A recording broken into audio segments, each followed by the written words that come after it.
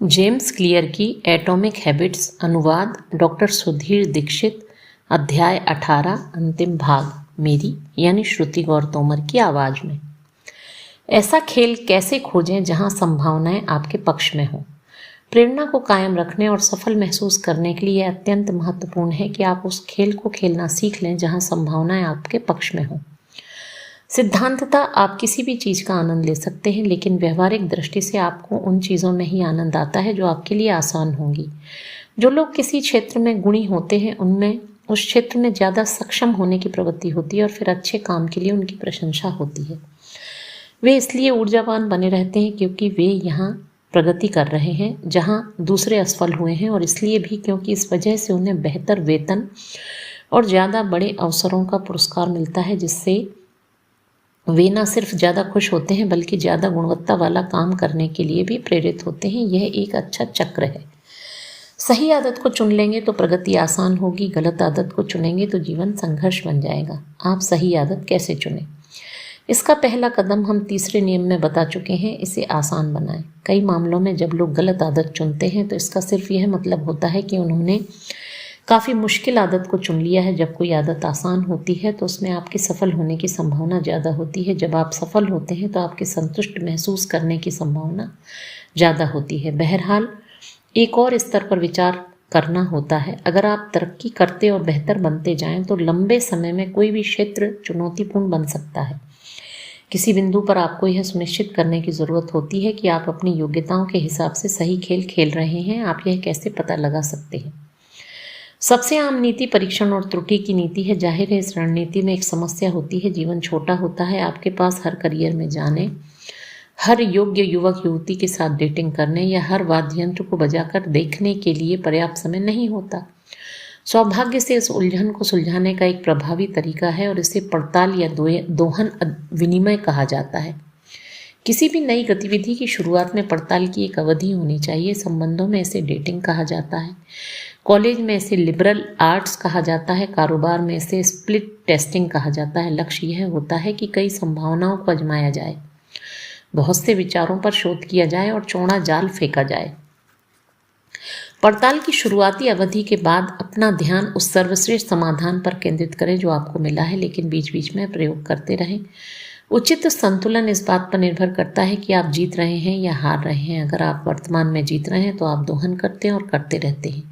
अगर आप वर्तमान में हार रहे हैं तो आप पड़ताल करते हैं और करते रहते हैं। लंबे समय में संभवतः सबसे प्रभावी यह है कि सर्वश्रेष्ठ परिणाम देने वाली रणनीति पर 80-90% समय काम किया जाए और बाकी 10 से 20% समय पड़ताल में लगाया जाए। गूगल अपने कर्मचारियों से कहता है कि वे 80% वर्क वीक अपने आधिकारिक काम में लगाएं और 20% अपने खुद के चुने हुए प्रोजेक्ट्स में लगाएं। इस नीति की वजह से ही एडवर्ड्स और जीमेल जैसे जबरदस्त प्रोडक्ट बन पाए।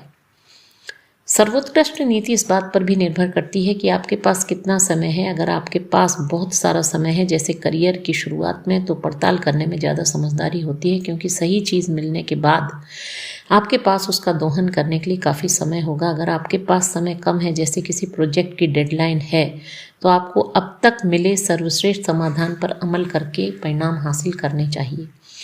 विभिन्न विकल्पों की पड़ताल करते समय आप खुद से कई प्रश्न पूछ सकते हैं ताकि आप लगातार उन आदतों तथा क्षेत्रों पर केंद्रित हो सकें जो आपके लिए सबसे संतुष्टिदायक होंगे।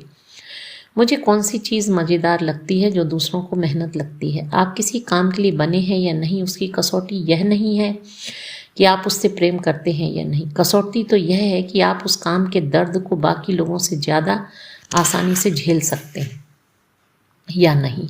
आप कब आनंदित हो रहे हैं? जब दूसरे लोग शिकायत कर रहे हैं। जो काम आपको दूसरों से कम चोट पहुंचाता है उसी के लिए आपको बनाया गया है।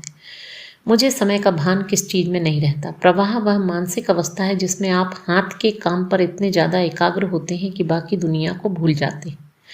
प्रवाह में रहने वाले खिलाड़ी और बेहद सफल लोग आनंद और शिखर प्रदर्शन के मिश्रण का अनुभव करते हैं। यह असंभव है कि आप प्रवाह में हों और उस काम में आपको संतुष्टि नहीं मिले। मुझे आम आदमी से ज़्यादा फ़ायदा कहाँ होता है? हम लगातार अपनी तुलना अपने आसपास के लोगों से कर रहे हैं, और जब तुलना हमारे पक्ष में होती है तो उस व्यवहार के संतुष्टिदायक होने की ज़्यादा संभावना होती है। जब मैंने jamesclear.com पर लिखना शुरू किया तो मेरी ईमेल सूची बहुत तेज़ी से बढ़ी। मुझे पक्का नहीं पता था कि मैं क्या सही कर रहा था, लेकिन मैं जानता था कि मुझे अपने कुछ सहकर्मियों से ज़्यादा तेज़ी से परिणाम मिल रहे थे, इसलिए मैं आगे भी लिखते रहने के लिए प्रेरित हुआ। कौन सी चीज़ मेरे लिए स्वाभाविक है? पल भर के लिए उस सबको नज़रअंदाज कर दें जो आपको सिखाया गया है, उस सबको नज़रअंदाज कर दें जो समाज ने आपको बताया है, इसे भी नज़रअंदाज कर दें कि दूसरे आपसे क्या उम्मीद करते हैं। अपने भीतर झांकें और खुद से पूछें, मेरे लिए क्या स्वाभाविक महसूस होता है? मैंने कब जीवंत महसूस किया है? मैंने कब असली स्वरूप को महसूस किया है? इसमें कोई आंतरिक आलोचना या दूसरों को खुश करने वाली चीज़ नहीं है, कोई अनुमान या स्व आलोचना नहीं है, बस संलग्नता और आनंद की भावना है। जब भी आप सच्चे और प्रामाणिक महसूस करते हैं तो इसका मतलब है कि आप सही दिशा में बढ़ रहे हैं। ईमानदारी से कहा जाए तो यह प्रक्रिया काफ़ी खुशकिस्मत की बात है। माइकल फेल्प्स और हिकेम अलगोरोज खुशकिस्मत थे कि वे ऐसी दुर्लभ योग्यताओं के साथ पैदा हुए जिन्हें समाज बहुत मूल्यवान मानता था और उन्हें उनकी योग्यताओं के हिसाब से आदर्श परिवेश मिला। हम सभी के पास इस धरती पर सीमित समय है और हम में से सचमुच महान लोग वे हैं जो न सिर्फ कड़ी मेहनत करते हैं बल्कि खुशकिस्मती से उन्हें अपने लिए लाभदायक अवसर भी मिले। लेकिन क्या हो अगर आप इसे किस्मत पर नहीं छोड़ना चाहते? अगर आपको कोई ऐसा खेल नहीं मिले जहां संभावनाएं आपके पक्ष में हो तो ऐसा खेल बना लें। डिलबर्ट के कार्टूनिस्ट स्कॉट एडम्स कहते हैं, हर व्यक्ति के पास कम से कम कुछ क्षेत्र ऐसे होते हैं जिनमें वे थोड़ा प्रयास करने के बाद शीर्ष 25% में पहुंच सकते हैं। मैं ज़्यादातर लोगों से बेहतर ड्राइंग कर सकता हूं, लेकिन मैं चित्रकार नहीं हूँ। मैं सामान्य स्टैंड अप कॉमेडियन से ज़्यादा मज़ेदार नहीं हूँ जो कभी बड़ी सफलता हासिल नहीं कर पाता, लेकिन मैं ज़्यादातर लोगों से ज़्यादा मज़ेदार हूँ। जादू यह है कि बहुत कम लोग अच्छी ड्राइंग करने के साथ साथ चुटकुले भी लिख पाते हैं। इन दोनों का तालमेल ही मेरे काम को इतना दुर्लभ बनाता है। जब आप मेरी व्यावसायिक पृष्ठभूमि को जोड़ देते हैं तो अचानक मेरे पास ऐसा विषय आ जाता है जिसे बहुत कम कार्टूनिस्ट समझ सकते हैं। अगर आप बेहतर बनकर नहीं जीत सकते तो आप अलग बनकर जीत सकते हैं। अपनी योग्यताओं का मिश्रण करके आप प्रतिस्पर्धा को कम कर देते हैं, जिससे अलग हटकर दिखना ज़्यादा आसान हो जाता है। आप नियमों को दोबारा लिखकर आनुवांशिक लाभ या बरसों के अभ्यास की जरूरत का शॉर्टकट खोज सकते हैं। अच्छा खिलाड़ी उस खेल में जीतने की कड़ी कोशिश करता है जिसे हर व्यक्ति खेल रहा है। बेहतरीन खिलाड़ी एक नया खेल बनाता है जो उसकी शक्तियों के अनुकूल होता है और जहां उसकी कमजोरियां मायने नहीं रखती। कॉलेज में मैंने अपना मुख्य विषय बायोमैकेनिक्स चुना, जो भौतिकी, रसायन शास्त्र, जीव विज्ञान और एनाटॉमी का मिश्रण था। मेरे पास इतनी प्रतिभा नहीं थी कि मैं भौतिकी या जीव विज्ञान को मुख्य विषय बनाकर अव्वल आ पाता, इसलिए मैंने अपना खुद का खेल ईजाद किया।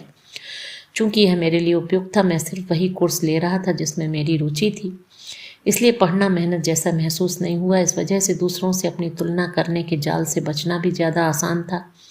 किसी दूसरे के पास विषयों का वह तालमेल नहीं था, इसलिए कौन कह सकता था कि वे मुझसे बेहतर या बदतर हैं। विशेषज्ञता बुरी आनुवांशिकता की दुर्घटना से उबरने का एक शक्तिशाली तरीका है। आप किसी खास योग्यता में जितने ज़्यादा माहिर बनते हैं, दूसरों के लिए आपसे प्रतिस्पर्धा करना उतना ही ज़्यादा मुश्किल हो जाता है। कई बॉडी बिल्डर्स सामान्य आर्म रेसलर से ज़्यादा शक्तिशाली होते हैं, लेकिन ज़बरदस्त बॉडी बिल्डर भी आर्म रेसलिंग में हार सकता है, क्योंकि आर्म रेसलिंग के चैंपियन लोगों के पास बहुत विशिष्ट शक्ति होती ही भले ही आप नैसर्गिक रूप से सबसे ज़्यादा प्रतिभाशाली नहीं हो, लेकिन आप बहुत संकीर्ण श्रेणी में सर्वश्रेष्ठ बनकर अक्सर जीत सकते हैं। पानी में उबालने पर आलू नरम हो जाएगा जबकि अंडा कठोर हो जाएगा। आप इस बात को तो नियंत्रित नहीं कर सकते कि आप आलू हैं या अंडा हैं, लेकिन आप ऐसा खेल खेलने का निर्णय अवश्य ले सकते हैं जहां कठोर या नरम होना बेहतर हो। अपने लिए ज़्यादा अनुकूल परिवेश खोज कर आप स्थिति का कायापलट कर सकते हैं। जहां संभावनाएं आपके खिलाफ हों वहां से निकलकर उस स्थिति में पहुंच जाएं जहां संभावनाएं आपके पक्ष में हों।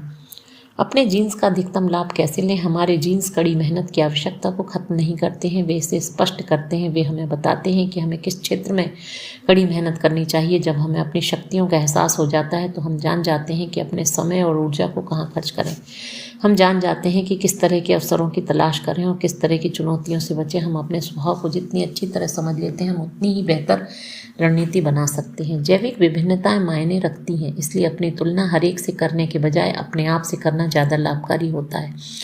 अपना ध्यान इस बात पर केंद्रित करें कि क्या आप अपनी खुद की क्षमता का पूरा दोहन कर रहे हैं। किसी विशिष्ट योग्यता की स्वाभाविक सीमा होती है, लेकिन इसका इस बात से कोई संबंध नहीं है कि आप अपनी क्षमताओं की सर्वोच्च सीमा तक पहुंच रहे हैं। नहीं, लोग इस तथ्य में उलझ कर रह जाते हैं कि उनकी सीमाएं हैं और इस कारण वे यह प्रयास करते ही नहीं हैं जो उनकी सर्वोच्च सीमा तक पहुंचने के लिए आवश्यक होता है। इसके अलावा यह बात भी है कि अगर आप मेहनत नहीं करते हैं तो जीन्स आपको सफल नहीं बना सकते। हाँ, यह संभव है कि जिम के ट्रेनर के पास बेहतर जीन्स हो, लेकिन उतनी कसरत किए बिना यह पता लगाना संभव है कि आपके जीन्स उससे बेहतर हैं या बदतर हैं। जब तक आप अपने आदर्श लोगों जितनी कड़ी मेहनत नहीं करें तब तक उनकी सफलता को खुशकिस्मती का नाम नहीं दें। संक्षेप में, आपकी आदतें लंबे समय तक संतुष्टिदायक बनी रहें, यह सुनिश्चित करने का बेहतरीन तरीका अपने व्यक्तिगत योग्यताओं और व्यक्तित्व के सामंजस्य वाले व्यवहारों को चुनना है। उन चीज़ों पर कड़ी मेहनत करें जो आपको दूसरों से ज़्यादा आसान लगती हों। अध्याय सार: प्रतिस्पर्धा का सही क्षेत्र चुनना आपकी सफलता की संभावनाओं को अधिकतम करने का रहस्य है। सही आदत चुनेंगे तो प्रगति आसान होगी, गलत आदत चुनेंगे तो जीवन भर संघर्ष करना होगा। जीन्स को आसानी से नहीं बदला जा सकता, जिसका मतलब है कि वे अनुकूल परिस्थितियों में बहुत फायदा पहुंचाते हैं और प्रतिकूल परिस्थितियों में गंभीर नुकसान करते हैं। आदतें ज़्यादा आसान तब होती हैं जब वे आपकी नैसर्गिक योग्यताओं से मेल खाती हों। ऐसी आदतें चुनें जो आपके लिए सर्वश्रेष्ठ रूप से उपयुक्त हों। वह खेल खेलें जो आपकी शक्तियों के पक्ष में हो। अगर आपको अपनी शक्तियों का अनुकूल खेल नहीं मिल पाए तो उसे बना लें। जीन्स कड़ी मेहनत की आवश्यकता को खत्म नहीं करते, वे इसे स्पष्ट करते हैं। वे हमें बताते हैं कि किस चीज़ में कड़ी मेहनत करनी है।